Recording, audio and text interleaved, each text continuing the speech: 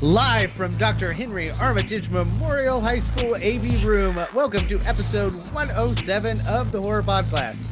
My name is Tyler, and I run Signal Horizon, a magazine dedicated to exploring genre fiction in and out of the classroom.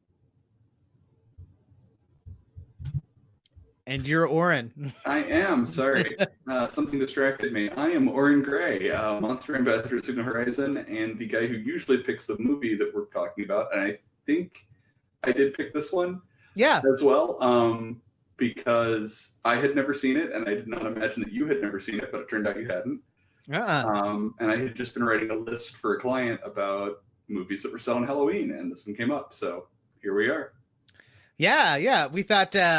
what a wonderful way to start our kind of Halloween month, our celebration of all things spooky. So in just a moment tonight here on the Horror Podcast, we're going to spend some time talking about what we've been watching and reading. We're going to help you find some free genre content on the internet. And then finally, we're going to spend the remainder of the episode discussing the very wonky and the very weird May. As you might have noticed this season, you can check out all our regular back episodes on iTunes or your other traditional podcatchers, but we have live versions every 2 weeks. We come to you live on Facebook, live on Twitter, and anywhere else that I can get StreamYard to show our ugly mugs. So if you like what we are doing, then check us out there and, leave us that 5-star review on whatever podcatching service that you tend to favor. So, Oren, what have you been watching? What have the last 2 weeks been up for you? The last 2 weeks have just been very busy for me, unfortunately, work busy. So I have not actually watched much, which is a departure for me from both normal and normal for the Halloween month. Like I normally try and do a movie a day for October, and I'm not hitting that yet. Although I am planning to do Nerdoween on Saturday, which will bring my average up, since that's 3 movies in a day, so hopefully that'll help. But I watched Creep, ironically, but not the recent one. I watched the one from 2004 with Franco Potente. Okay. That's by Christopher Smith. I had seen it once before, but it had been a long time, so I happened to rewatch it. It's pretty good. Fair enough. Yeah, I think I think I caught it when it came out, but it's been too long that I can't really. It's a pretty standard early 2000s kind of grindhousey. There's a kind of a deformed person who's passed off as a monster, and it's not ideal. It's not great. Its politics are certainly not perfect, but I mean it's okay. It's a solid movie. Christopher Smith, all of his movies are pretty good. He's the guy who made Triangle. That's fantastic. None of his other movies are Triangle good, but they're all pretty good. So. Yeah, that's one of my hidden favorites. I freaking love that film. Yeah, it's amazing. Speaking of movies whose politics are probably less than ideal, I spent last week touring all over the new release, The Pale Door, which is billed as they gave me this fancy cool bandana when the movie came out, so I felt like I had to look the part of the outlaw or whatever, but yeah, it's a good look. So RLJE released it, and it's billed as a horror western, right? So I'm like, okay, yeah, that sounds totally fun, right? And it is totally fun. It works really hard to be the Western version of, the Tarantino flick From Dusk Till Dawn, right? It's essentially got a store full of, or, a brothel full of really attractive women that turn out to be witches and overly macho dudes that have to kill them or stay alive or whatever. Weird. Yeah. I felt like From Dusk Till Dawn kind of went out of its way to poke fun at some of the male figures and make some of the female vampires badass, right? So it inverts some of that the feminine monster, if you will, that trope that shows up. It works really hard to subvert that. The Pale Door does not work very hard to subvert that. It is it kind of revels in that, and that's okay. Like I am not a believer that every film should be political. I tend to like films that have something critical to say about that, because of the like the transgressive nature of horror, I think works well with that. Can I recommend this movie? Yeah, like especially if you can see it for free on a streaming service or something like that. It was 90 minutes of a ton of gore, like real cursory shit. Like I plan to show it to my 13-year-old because it's got a little TNA and then some other stuff that will be kind of fun. But yeah, it's not real deep, and that's okay. But like the other big thing that's going on, like right now, especially for our live audience members here, you got to go catch the Nightstream Film Festival, because it is a combination of like 6 of my favorite film festivals that we cover throughout the year. Like 2 of the big ones that I love are Overlook, which does a fantastic job in the spring, and then the Brooklyn Horror Film Festival that, again, like was completely online this year. So it's like their way to combine forces, like the Captain Planet of, genre film festivals. So it's going on right now. It's super cheap, and there's so much. I've already seen 3 incredible movies that are a part of it. So awesome. Yeah, man, I'll stick a link in there. It would probably be too late, but I'll stick a link in the chat maybe for those of you that are watching live to check out Nightstream. I mean, let's face it, my friend, it can't be Screenland Armor, it can't be Panic Fest, but right. it can be as close as you can come. When is it over? Yeah, it started today, which is Thursday the 8th, and it runs until the 11th. So, okay. But plenty of time to catch some shit that's really good. So, yeah. I have not. Oh man, like I don't even know what is out or coming out, or like the release schedules are all so like fucked up. Yeah. And like some stuff is bumped way back, and some stuff has been kind of unceremoniously dumped onto streaming. Right. And so like some stuff that I thought wasn't out is, and some stuff that I thought was out isn't out until next year sometime now. Yeah. You'll see it in 2030. Right. Well, yeah. Okay. So case in point, I can't fucking find Antlers anywhere. And I was it was supposed to come out in the spring. Right. And I assumed it got bumped. I didn't. I don't think, granted, I haven't really looked super hard to see if they're going to re-release it, but I do know that they put out some screeners. So like I've been working really hard to try to get a hold of one of those screeners because I love Wendigo shit. And the movie looked just rad by the trailer. Yeah, but I would love to see that movie. I don't think they set a new date for it. So it's just like hanging out. Yeah. Which sucks because it looks so good. Yeah. And it's got a monster in it, and I'm always right. A very cool looking monster too, I might add. So I just got an email from Shudder saying that the Cleansing Hour just hit Shudder, which we saw at Panic Fest, and it was pretty good. So check it out. It's a maybe got some sus CGI that I didn't love. But it's kind of a fun poking fun at the current like trend of exorcism movies, but not like a comedy. It's a serious movie. It's just kind of a weird inversion of how they normally work. Yeah. So and the director's a great dude. I had a chance to interview him at Panic Fest, and it is one of those rare films, a little bit like The Stylist, which also came out last weekend, which is fantastic. Where you have this really great like proof of concept, kind of, right? You have this great short film, and it worked really well when you make it a full length 90-minute movie, which it's oftentimes, like what was it, Lights Out? A really great short film and felt stretched at like feature length. I mean, no knock on the director, just the concept felt stretched at that length. Right, like super powerful, super scary. Yeah, it was a great short. Right. Yeah. So check out both of those, and it gives you a reason to check out Shudder, because I'm going to go ahead and give you a little bit of our schedule coming up. So we broadcast live every other week. So the next time you will see us live will be the 22nd. And I'll tell you what film we're going to cover here at the end of this episode. But then the 29th, we are going to cover Halloween 3, Season of the Witch, the best Halloween.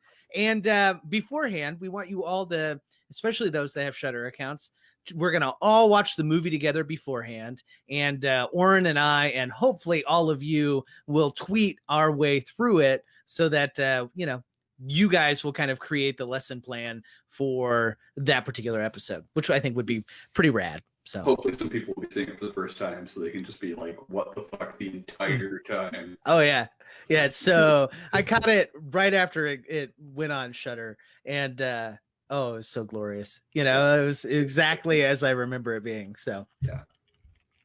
All right. So our dark corner of the web this week is going to be a really, really cool concept. Okay. So Bloody Disgusting, the really great horror news magazine. It's not just news, it's kind of everything. They have branched out and they created their own Roku channel for the Halloween season. And it streams horror movies, horror content. Like, I think they even have like a horror baking show and some shit 24 hours a day. And it's old stuff. It's mostly old stuff, right? So for you and I that kind of dig that, it's really, really cool. So, and it's 100% free. Anybody that has a Roku or anybody that, has access to that particular Bloody Disgusting Halloween app needs to take advantage of just a gob of free content to, get all kinds of cool shit on.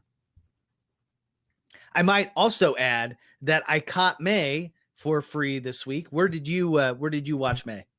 I rented it on Google Play, I think. Shame on you. It was free on Tubi. So I watched whatever the last thing we talked about free on Tubi. No, yeah. I watched Conquest free on Tubi. Okay. I needed the Lucio Fulci like sword and sorcery movie. Yeah. Because I needed to watch it for a work thing and had never seen it yet, so I watched it for free on Tubi. So there. Yeah. I mean, it is pretty freaking remarkable how much shit is on Tubi too, though. Yeah. Like it blows my mind, and they cycle through it pretty well. They went through this exploitation phase a few months ago, and they got all kinds of great shit there. Granted, I couldn't really, watch it with the kids there. Yeah, I couldn't go for like Caged Heat 4. What? Yeah, I know. I'm not 12 or 13 myself anymore, but also I have children. So yeah, it was whatever. It's a hell of a service. So yeah, it's really cool. And I got to see political ads every 15-20 minutes, which was not cool, but scary. Yeah, dude. I feel like here's the thing. The reality of the world that we live in right now no horror movie can fucking compete with that shit. So, and like it's remarkable how much that this will come from in the movie we're going to talk about, like how quaint it makes certain movies that are not that old, where like I don't know, it's just so strange to like imagine this world where interacting was so casual. Yeah, right. And especially how quickly things can turn, right? Right? Like it definitely feels a little Alice in Wonderland out there.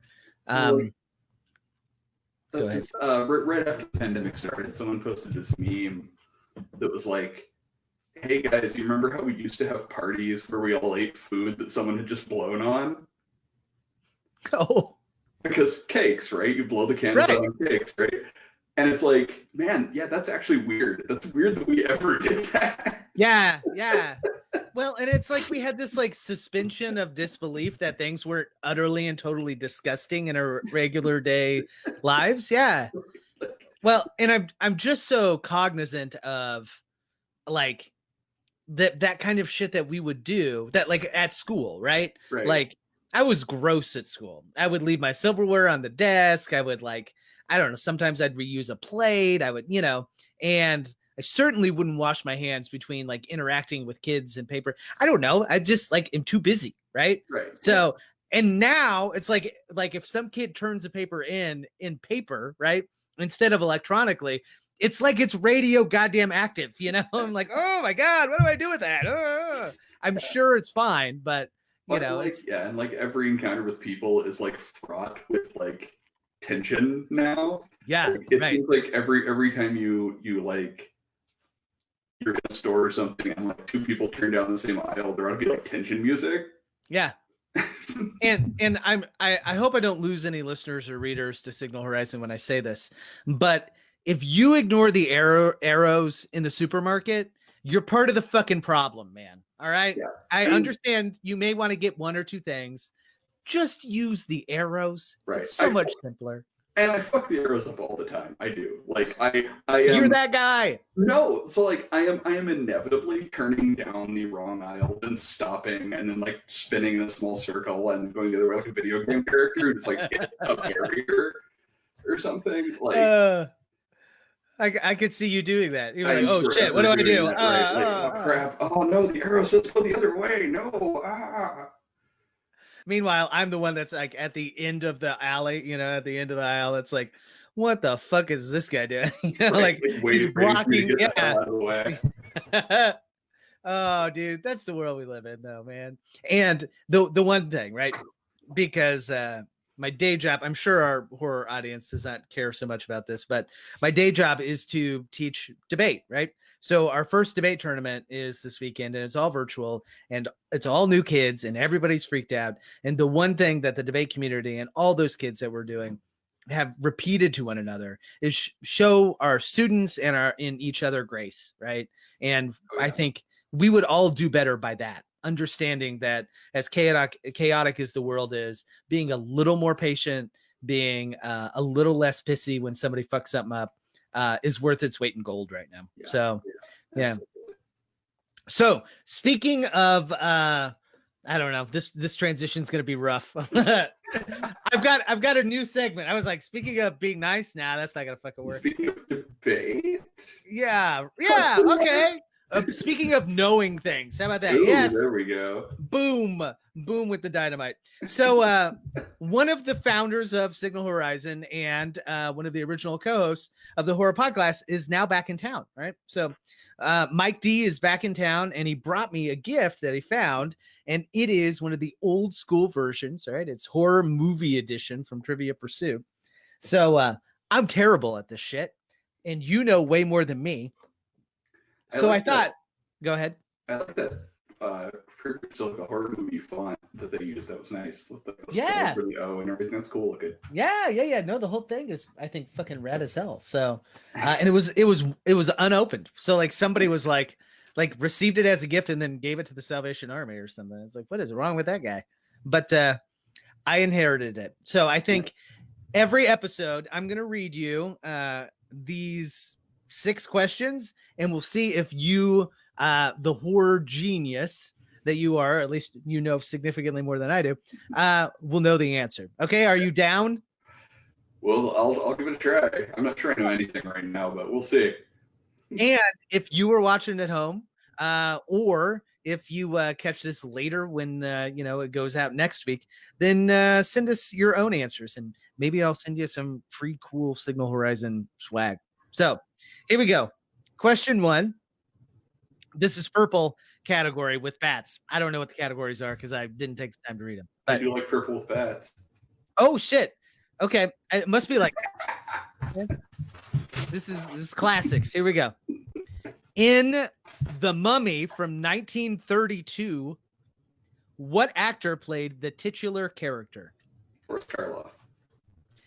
He's 1 for 1, folks. 1 for 1. Okay. Here we go. Green. I think or blue. It's a blue eyeball. I don't know. Although released as Dead Alive in 1992 in North America, what was the original title for the film? Brain Dead. I knew that one. All right. Yeah. 2 for 2. Okay. We are now into what looks like a dissected brain, but also purple. At 7 p.m. on what date does the annual Purge commence in the Purge series? Oh, hell. I don't think I know this one. This is a great fucking trivia question, though, right? Yeah, it is. That's a good trivia question, and I should know it. But I've only seen those. Like, I've seen each movie, but I've only seen them once. So yeah, I own them. They're good. You want to take a guess? No, I mean, dates. I got 365. I've won 365 now. I don't know. Right. It's like probably leap year, and you totally fucked. No, it's March 21st. Huh. And I vaguely remember it being in the spring. I don't know. I was going to assume that it was during like warm months because they're outside a lot, but it's probably also in like LA, so it's warm all the fucking time there. Yeah. Right. And I just remember the fucking blue roses or whatever, right? And yeah, whatever. Okay. Moving on to the orange pentagram category. Yeah. What is the name of the demon tormenting protagonist Christine Brown in Drag Me to Hell? Another great question. I would not have known this. I think it's Lamia, I think. Damn, it is Lamia. Yeah. Well done. I'm impressed. I know my monsters. Yeah, that you do. You know your demons. Okay, this one appears to be a yellow Jason mask. So maybe slashers? Yeah. Okay. Is the killer caught at the end of Black Christmas, the 1974 version? No. The killer is never caught. All right. So you are 1, 2, 3, 4 for 5. Okay. Your final category. It is a green globe. So maybe international horror. Yeah. Okay. In the orphanage, Laura wants the reopened orphanage to specifically cater to what type of children?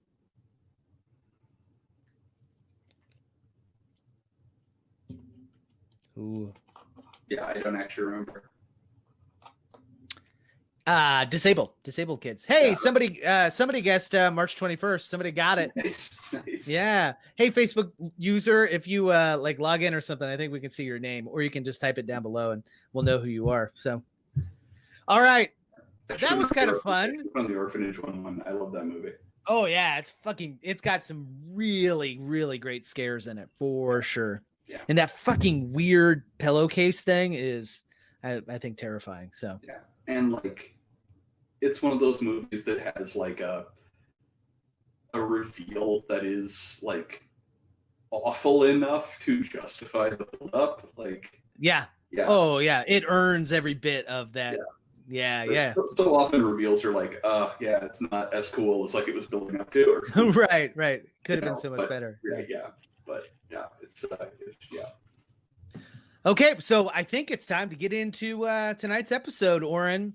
Tonight's essential question that we will probably not try to answer, but will hopefully guide our exploration is: does Lucky McKee's May use the trope of Frankenstein's monster? You know how when you meet someone and you think you like them, but then the more you talk to them, you see parts you don't like? Everyone always thought May was different. Jesus, what are you doing?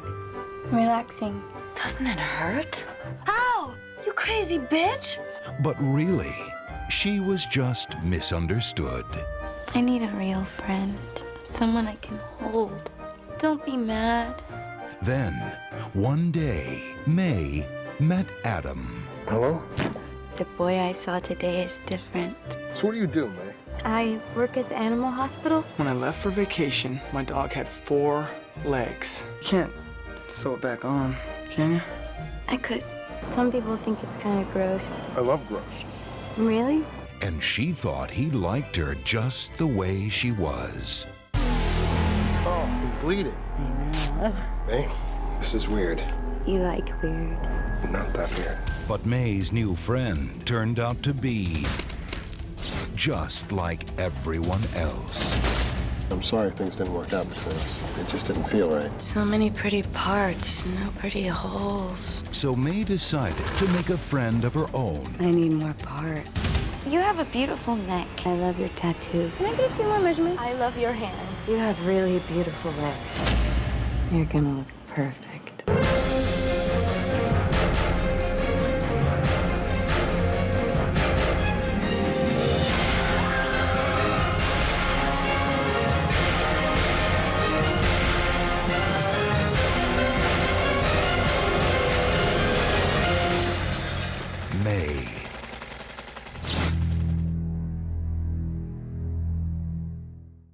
Okay, so we're both new to this film. I want your initial gut reaction. Like, what did I call it? Lucky McKee's manic pixie mumblecore Pygmalion. Yeah. And that's my initial gut reaction, basically. Like, so I had seen a bunch of other Lucky McKee movies, even though I hadn't seen this one. Okay. And by a bunch, I mean like 2, maybe 3. Yeah, I don't think he's got a ton. Right, that's most of them. I haven't seen, because he did some of the adaptations from, I can't remember the author's name. He did The Woman. Okay. Lucky McKee did that, right?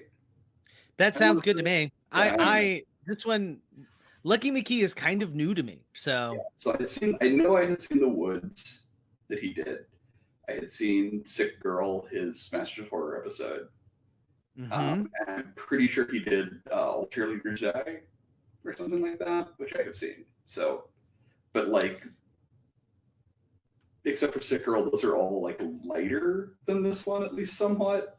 yeah, I mean, I think this one has its moments of levity, maybe. I mean, I think it does, but it's definitely very like it's a very lonely film. It's a film that's very much about loneliness, and even when it has levity, it's hard for that not to be sad. Yeah. Well, and I never know how to position May in this film, right? So my initial reaction, because I'm a fucking idiot, right? I'm like, hey, Nicole and Jack, who would be my normie wife who's not into horror, and Jack, who is but is 13, you know, like, I gotta watch this movie. Looks kind of interesting. I read like the plot on Wikipedia, like the 2-second plot, right? And you know, it was what it was. So I'm like, all right, we're gonna watch this thing, and you're gonna watch it with me. And they're like, yeah, oh, yeah, we're totally down for it. It was a weird environment to watch that film in, you know, and I think I liked it, but my chief complaint with it was that I never knew how to position May within it. If she was a protagonist, if she was the antagonist, should I feel bad for her? Because I don't think I don't think she wants us to, you know? And so I was left confused, probably. Well, so this is what is fascinating to me about that, specifically about like how do you position May, like how do we view May? And I had never realized this, I mean, before, because I'd never seen May, but I'd heard about it. Like I'd heard people talk about it. It's essentially beat for beat Maniac. Yeah. Like, it's just gender flipped, but it's just Maniac, right? Like, she's this very lonely, isolated person who is mentally disturbed. Clearly. And she literally objectifies the people that she feels an attraction to. Mm-hmm. She renders them down into their parts. Right. And at first, you know, at first merely symbolically, and then later literally, just like the guy in Maniac, right? And just like him, at the end, you're left with her alone in her room with the things that she's made. Yeah. And then maybe coming to life and killing her, possibly, or hugging her. It's unclear. Definitely reacting to her, right? Right. And that's exactly how Maniac ends. And so, like, it's really weird. And it, given the amount of, like, nods to movies like that are in it, that are obvious, like, it can't be an accident. Like, it can't, maybe it can be an accident. It can't be, he can't be unaware of it. Right. Like he could not possibly be unaware of the, like, parallelisms there. Yeah. Like, all the references like trauma and, you know, all that kind of shit, like mid-career Argento and all that stuff. So yeah, it definitely feels like it is a love letter of sorts, an homage of sorts to, you know, that other stuff. It felt like it had a little Tim Burton in it, you know, like a much darker Tim Burton, obviously, like Tim Burton, if you removed the whimsy, like, and just left the fucking weird shit. Yeah. And that's why, like, we had this big discussion in the Signal Horizon Slack about this movie, because I would say I think I like it, but like one of our writers, Brian Finelli, teaches it in a film class, right? And he's like, "Oh, I fucking love it," right? And his description was like essentially very close to yours in that it was he called it a bloodier, unsettling version of every other mumblecore movie from the early 2000s, and he totally dug it, right? And I agree with that, and so I think maybe I've conflicted, or as I have said multiple times, sometimes I'm just not cool enough to get shit, and I 100% feel that way at the end of this movie. I was like, I think I like it, but I don't know if I think I like it because all the other cool people like it, like that, and that happens. Yeah, and it's super like early 2000s. Like, Yeah. Absolutely, this movie would be so different if it got made today. Mm-hmm. Like, this is such a early 2000s movie. 100%. Yeah. And again, in spite of all its like knowing nods to movies from the like mid 80s, I guess is when Argento's mid-career was. But also the 70s, because like the main guy, Jeremy Sisto, right? Yeah. Is 100% doing like his very best imitation of a Brian De Palma, John Travolta, like John Travolta from like Carrie or Blowout or something like that era. Sure. It is absolutely like the look they've got for him and everything. I mean, that's Jeremy Sisto's look. Like, that's what so my wife is a big 6 Feet Under fan, right? Which is fantastic. But he kind of plays the same character, and like, you don't really get his backstory, but like he very easily could be the same character, and he's always kind of, the weird kind of hipster dreamy guy, and like he's the exact same in this film. But yeah, definitely channeling like a John Travolta and Carrie vibe for sure. Yeah. And kind of a dickhead, right? Like he can never just be the dreamy, like the dreamy dude, right? He's got to, got to have an edge to him or whatever. Right. Well, ultimately he has to disappoint May.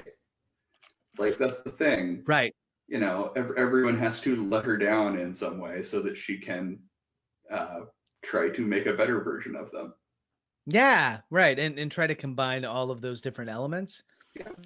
So that's another thing. I don't know if I love what they do with all of those characters, right? So Jeremy Sisto is very clear. I get it. But Anna Faris is making some very bold choices with her character. Anna Faris's character feels like she walked in from like a much broader comedy.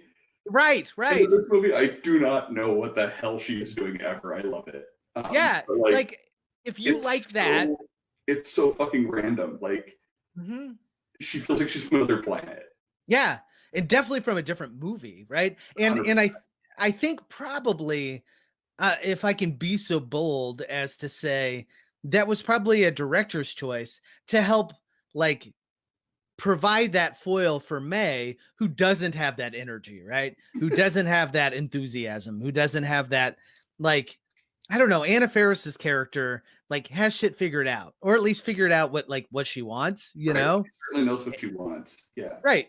Which is not much, which is like not wonderful, right? Like I don't love that the one character who doesn't fit into a normative sexuality is seen as like this she'll like sleep with anybody and do whatever, and seems a little vapid, a little underdeveloped, or Yes, she seems a lot vapid. Yeah, she's just like the Energizer bunny that like moves stuff along, which is okay, but having seen All Cheerleaders Die, like both her character and the girl that she is sleeping with later in the movie, the one who shows up on Halloween with the legs, both of them seem like characters from that movie. Like, yeah, that's this much broader, more overtly comedic movie. It's still got some like legit pathos and stuff that it's going for, but it's a much goofier, much more stereotypy movie, and they feel like they came from it. Like, Yeah. Well, and I think everybody in this movie feels like, you know, like vaguely like a John Waters character. right? Oh yeah, You know, like I can 100% see that influence in what Lucky McKee is doing. Like that May could wind up being one of Crybaby's girlfriends, you know, and it would totally fucking work. Also, would be rad as hell. That mashup, I would watch it. and like it's weird that May lives in this closed ecosystem. Like there are like 6 people in her entire world. Yeah, And that's not like, and I don't mean in the sense that like she is closed off from people. I mean literally wherever she lives, everywhere she goes is within walking distance, and these 6 people also live there. yeah, And no, no, yeah, whenever they're doing laundry or whatever, it's always them. Yeah, Encountering each other always. and there aren't a ton of like extras in this Yeah, film at all. No one else ever goes to that laundromat apparently. Well, and the only extras are the kids, right? Which has one of the hardest fucking scenes to watch is when that you know, the box that she keeps the doll in is broken, and like all the blind kids are looking for it through the glass. It's like, holy fuck, man. It was rough. It was hard. One person's entire Letterboxd review was just what was it like show and tell seems like a really good activity for the school for blind kids. Yeah, yeah.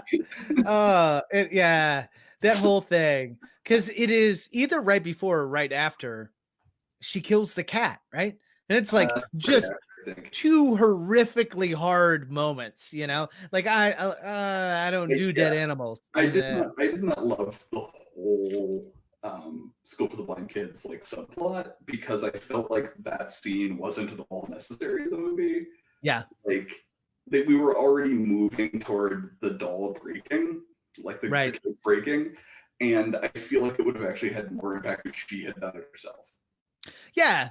Or like you could figure out a gazillion different ways to have that doll break on its own without, you know, like somebody could run into her. Fucking Jeremy Sisto could fucking. Because they were setting it up as like it breaking being her breaking, like Right. they were linking it like the worse things got for her, the more cracks appeared in it.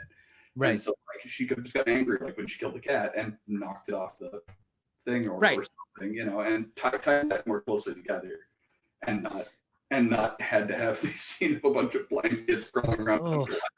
Yeah, it was tough.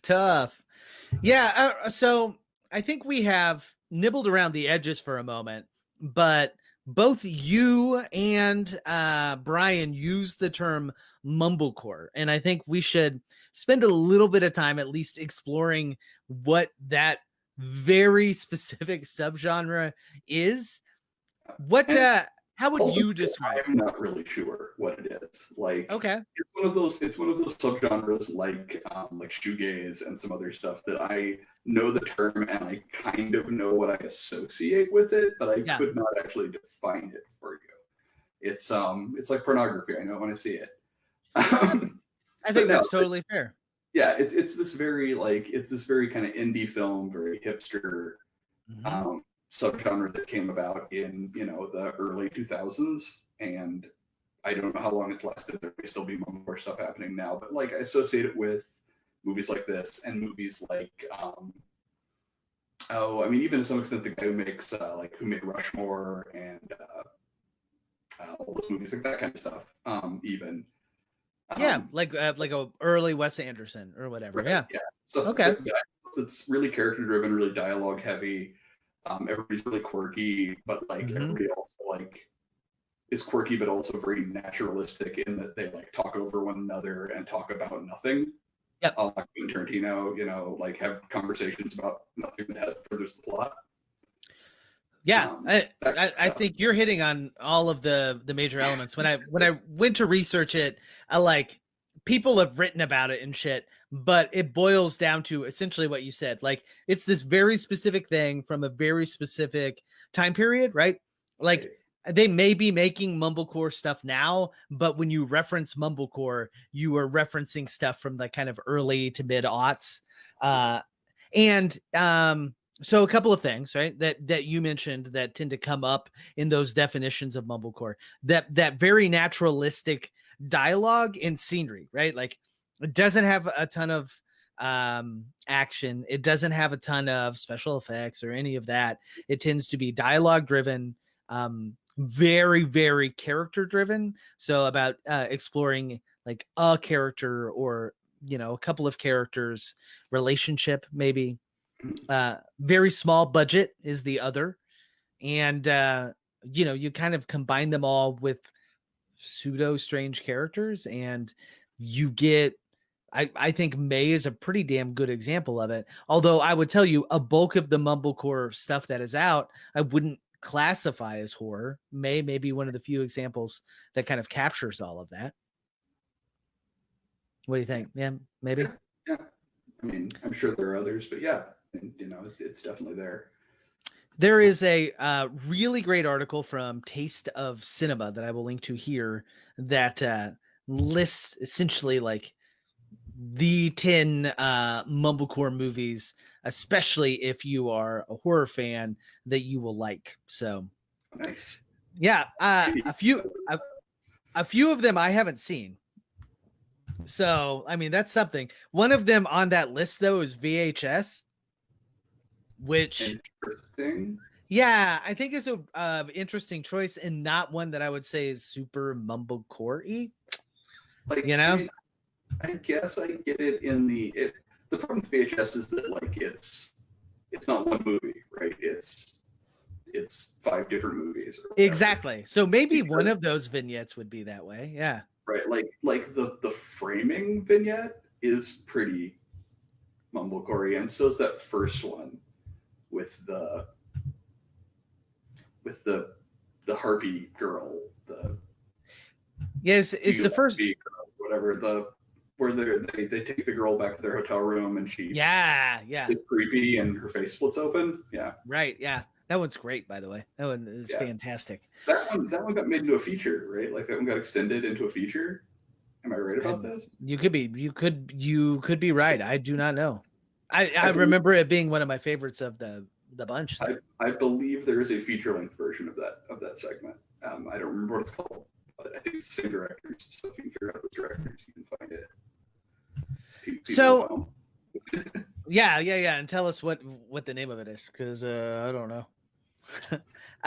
So I would be remiss if we didn't spend a little bit of time talking about the Frankenstein trope, right? Because spoiler alert, like May takes the very best body parts from all of the people that have befriended her but wronged her and create this, you know, this new creation, right? Right. And the last act that she commits is to take out her good eye and place it in this being that she's created. And at the end of the film, this monster, right? This maze monster that she has called Amy, which I think is fucking awesome. I think that's a great little bit. Comes alive. And I read it as giving her a hug, but you may read it differently. So do you read the end of the movie as optimistic or like as happy or not so much? I mean, I feel like it is intentionally played as unclear. Like the hand reaches toward her and then it cuts. Like if it wanted to come down on one side or the other, it could have, but it leaves it, you know, so the top's still spinning. Fair. But like, I think, you know, I think either reading is a legitimate reading given what the movie's given us. Yeah. And the bottom line is that, again, that's kind of getting back to what I said at the beginning of the film. I'm a little unclear on how I am supposed to read her. So like, I don't know if it is a happy or a sad or a pessimistic or an optimistic ending because I don't know how to feel about her. Right. like we are clearly intended to feel for her. Maybe not sorry. We're clearly intended to feel for her or feel with her, right? Her loneliness we're supposed to feel, but she's also clearly the only villain, Right. of this film. Like she is a serial killer or a mass killer, rather. And so, like, no matter how much we feel sorry for her, ultimately she's the only villain the film has. Yeah. She's the only one who kills a bunch of people. And like none of them are great people, but none of them are really bad either. Right. You know, like none of them do anything that warrants death, whatever that means. But even in normal cinematic, dramatic terms. yeah, in horror movies, they're not even that bad, Right. you know, like and like I mean, we were talking about, you said we need to talk about the Frankenstein thing, and like, yes, obviously there's some Frankenstein going on here, right? She literally sews the body parts together. But like the reason I said Pygmalion instead of Frankenstein is like fundamentally she's trying to do what the Pygmalion myth was trying to do. All of her potential lovers disappointed her, so she's trying to make a perfect one. And it's the same, like, no matter why you do it, whether you do it because you're lonely, like she does, or whether you do it because you're a narcissist, like the guy in the Pygmalion myth, ultimately, that's an act of incredible hubris, right? To think you can make a perfect person, which is the same thing Frankenstein, like that's the same sin Frankenstein commits, right? His sin isn't actually trying to create a person, it's that he thinks he can make an ideal one. He thinks he knows what is best. And that's the ultimate act of hubris that he commits, not trying to create life. yeah, no, I think you're 100% right. And I find her action there almost like it's clearly an act of desperation, right? Like it seems to be her last resort, you know? And it's one that she's been driven to, certainly, by her mother. Again, another parallel to Maniac. Like she had this overbearing mother, I guess is the way to say it, who clearly like imprinted the specific psychoses that May would exhibit onto her. Like May just she was not given tools with which to interact with the world. Yeah. And so she resorts to these other tools that are not good. Yeah.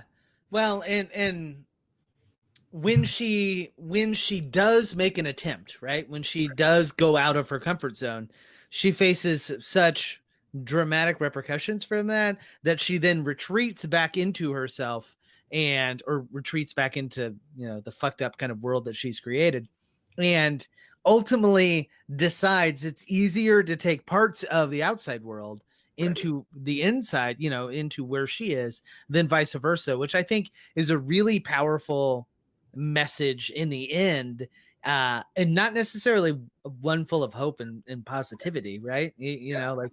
She doesn't grow.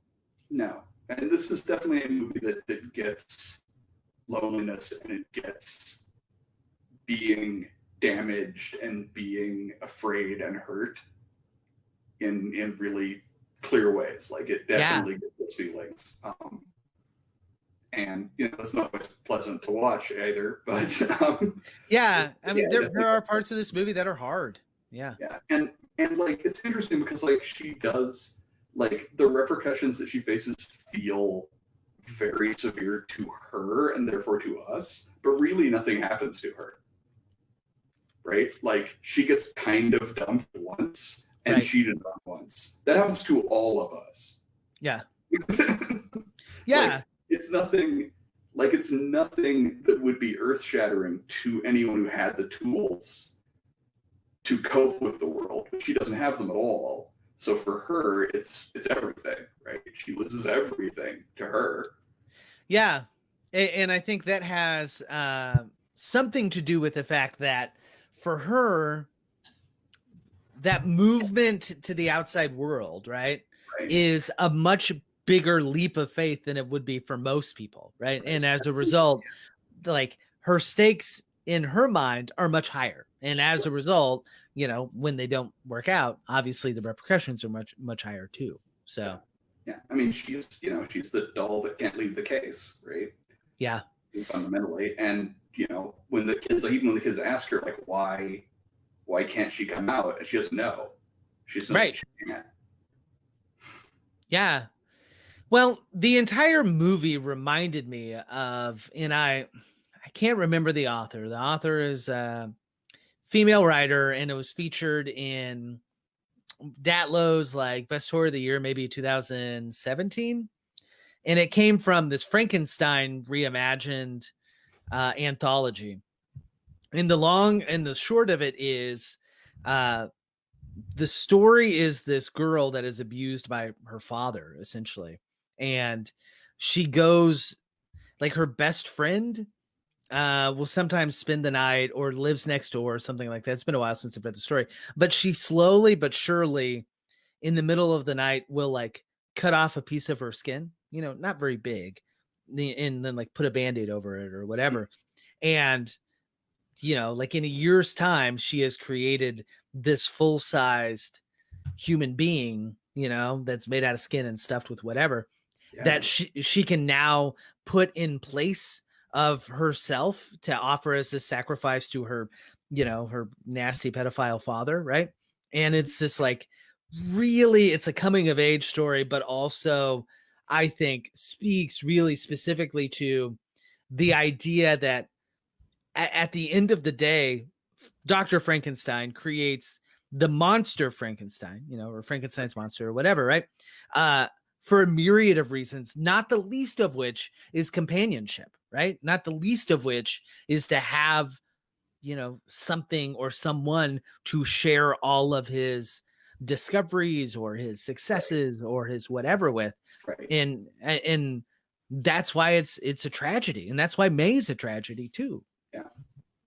Yeah. And in that way, it reminds me less of Frankenstein and more of like The Bride of Frankenstein, right? Where it's all about trying to create companionship when it doesn't happen organically. Right. If that makes any kind of sense. Yeah, absolutely. And like, well, one of the things that's always been weird about the movie versions of Frankenstein is that the movie versions of Frankenstein routinely are the Karloff functionally silent versions, but like the book version isn't like that at all. He's a genius. Yeah. Like the book Frankenstein is every bit as smart as the Baron who made him, because he was made to be. Like, he was made to be his equal, right? Or even better than him. And obviously he didn't succeed entirely, but he's a savant and a genius. He's just a monster also. Yeah. No, and that I think that is a pretty good description of May. Yeah. So we added a segment last time we recorded, and I'd like to keep it the same here. If you liked this movie, then we are going to give you 4 other movies that we think would fit nicely, maybe for a double feature, or that you can continue to kind of enjoy. Okay, so I'll give you 2, and then Oren's going to give you 2. My 2 are Creep, which is by Duplass, and it is not the Creep that Oren talked about at the beginning of the film. It is the newer found footage film. There's also Creep 2 that I think is fantastic, but it's often kind of lumped into that mumblecore sentimentality, right? And the Duplass brothers are both known as like mumblecore directors, so that helps. And the other is Blue Ruin. Have you seen Blue Ruin? I have. I mix it up with another movie I've seen, but yes, I have seen it. Yeah, I think of all the movies that I would say are perfect examples of mumblecore, it would be Blue Ruin, which is essentially very character driven, very dialogue driven, not a ton of action, but a little bit, and hyper realistic, right? And the genius of that movie, I think, comes from just how real the entire thing feels, right? And that's directed by Jeremy Saulnier. I am totally fucking that guy's name up. Saulnier, yeah. Sorry, Jeremy, you're a great guy. I'll work on getting it right next time. But also Green Room, which is a fucking amazing movie. yeah, exactly. Yeah, this was kind of the first film I saw from him, and I think there's another one too. But I have absolutely loved everything that he's done. So check out those two films. Didn't he do a recent one that was set in like Alaska? Right. I don't know. You tell me about your two, and I will find that out. So I was I have fumbled around a lot on what my second one was going to be, but the first one was easy. The first one was Ginger Snaps, right? Like, Okay. Ginger Snaps is both like a movie. It's from the same era as this movie, so like aesthetically, it's going to look similar to it in some ways. It's a very, very aughts movie. It's it's very much about a kind of an awkward girl. It's very much about relationships. It's very focused on like her relationship to her sister. It just has more werewolves. Yeah, but it's about coming of age, being awkward, finding a place. Yeah. And actually, it's been a while since I've seen it, but like to really, really jive with May, Ginger Snaps 2 might actually be better, because Ginger Snaps 2 is real fucking weird with its relationships. Like it goes some weird fucking places. The relationships in it are very like unhealthy. Yeah. It's been a long time since I've seen the second. I watched the original not too long ago for a retrospective that we were doing. But yeah, like I remember it being not simple. Yeah. Its relationships are complicated for sure. I like it though. I think that's a great comparison for sure. And I wanted to hit on something from from the oeuvre that this film is referencing so often, like Maniac or Trauma or something like that. But I honestly could not think of something that felt right. So I ultimately just went for Jennifer's Body for the other one, which again is a kind of has a lot of I don't think it's quite mumblecore, but it's got a lot of that like attempted naturalistic dialogue, that kind of like cool kid naturalistic dialogue. Yeah. It's got a lot of it's got a lot of stuff about like being awkward and trying to be friends with people who aren't awkward like you are. And yeah. And it's a good bridge into some of like Lucky McKee's kind of goofier stuff, like All Cheerleaders Die. Like it's very. Oh, I think it plays really nicely with that for sure. Yeah. So. Yeah, and I think probably if we had a whole nother episode to devote to it, I think the discussion of like female adolescence and discovery, which I'm not saying men don't discover, go through the same thing. I just think there is a level of complexity that I see in my female students that doesn't necessarily exist with dudes. And May is not diving full into that, but it's definitely nibbling at the edges. So any movie that wants to explore identity and how young women have to discover that identity, I think would play very, very nicely with May. So yeah, I think those are excellent picks. Well, somebody who would not pick this movie would be our anonymous Letterboxd reviewer leaving a half a star. Here is the review from Letterboxd. If you can't find a friend, make one.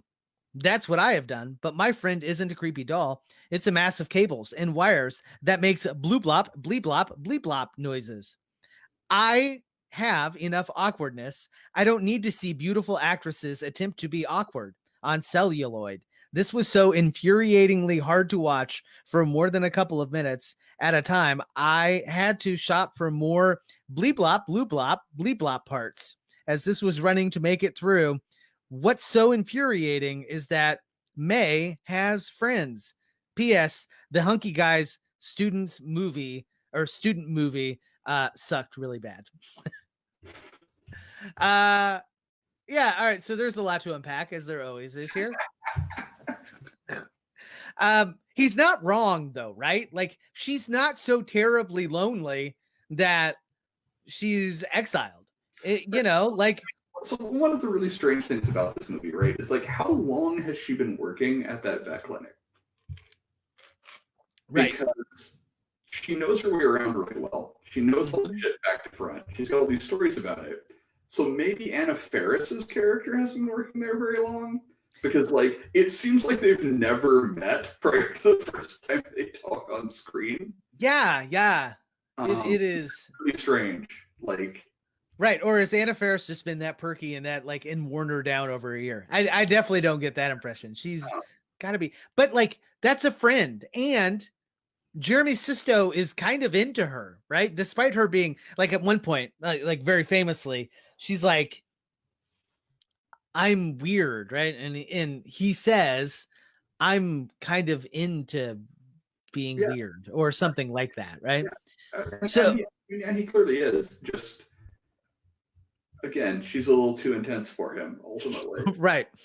She digs biting him, and not in a playful way, right? In a draw blood kind of way, which is not to king shame, just not my cup of tea. So it's either like, again, it's obviously a little much for him. Yeah, but I tend to agree with him that she's not all that sad sack. She does have the beginnings of a support base there. I mean, again, that's the thing I was saying earlier. Like, nothing actually very bad happens to her, but it seems bad to her because she has no tools. Right. Like, everything seems like a disaster to her, but nothing actually happens to her to stop her killing spree. Like, the things that happen to her are, to any like well-adjusted person, super minor things. Yeah, it would suck. Like, they would ruin your day. You'd go home and you'd like cry and you'd eat some ice cream or whatever, and you'd have a shitty week or month or year. But you wouldn't kill a bunch of people. Like, right. This is not falling down. This is not psychological break stuff. This is normal shitty parts of life stuff. Yeah. So maybe not normal. Like, that's the thing. Right.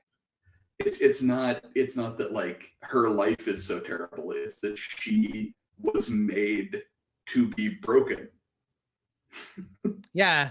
And I think then the bigger question, at least in relevance to my classroom, right? It's the lack of emotional intelligence, right? At the end of the day, you've used the term throughout today's episode, I think really, really well. Like, she has no coping mechanisms. So she is left as this empty thing that has to create relationship when it isn't there. Right. And while most of us don't go out and kill and create our own boyfriends or girlfriends or significant others, I think what we do is try to create perfect beings when we're in imperfect relationships, and we've been given enough signs to get the fuck out, and it's easier to Frankenstein ourselves into a shitty relationship. Yeah. So, hey, Lucky McKee is a fucking genius after all, man. All right. I think that will pretty much wrap up our discussion of May. Think of anything else you want to add? I think I'm good. Okay. Well, before we meet again on the 22nd, where can they find more of your stuff, Oren? As always, I am Oren Gray on Twitter, Instagram, Letterboxd, Facebook, all those places. And at OrenGray.com, of course. And you can find me running the day-to-day at signalhorizon.com, or you can find me on my Twitter account at Ty Unsel, where I tweet about horror movies or politics and horror movies, or how our politics look like horror movies. Also, anywhere that you see Signal Horizon out, feel free to tweet right at us, because it'll probably be me that is handling that as well. Otherwise, if you have something that you want to add to this episode, if you would like us to cover a specific movie in another episode, or you just have a general gripe or complaint to me, you can reach out to Tyler@signalhorizon.com. Would love to hear what's going on with our audience members and see how we can better contribute to the wonderful folks that, spend some time with us every other week or so. Next time, what are we going to talk about, Oren? We're going to talk about Night of the Demons, which is a much more Halloween movie than this one was. Very much so, yeah. And one I'm really like, I think it'll announce spooky season in a really great way. So I think it'll be a ton of fun. Certainly maybe have a little more levity than than May, maybe. I don't know. And probably less we'll see how its politics out. Yeah, maybe a little more yeah, I don't know. We'll get into it then, though. I'm already excited about it. So until then, class dismissed. When you're alone, women seem wicked. When you're unwanted, streets are uneven.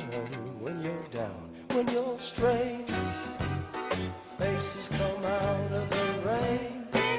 When you're strange, no one remembers your name. When you're strange, when you're strange, when you're strange. People are strange when you're a stranger. Faces look ugly when you're alone. Women seem wicked when you're unwanted. Streets are uneven when you're down.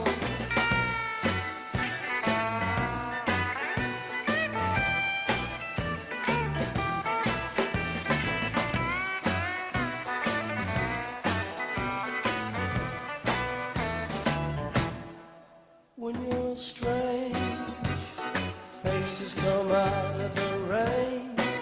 When you're strange, no one remembers your name. When you're strange, when you're strange, when you're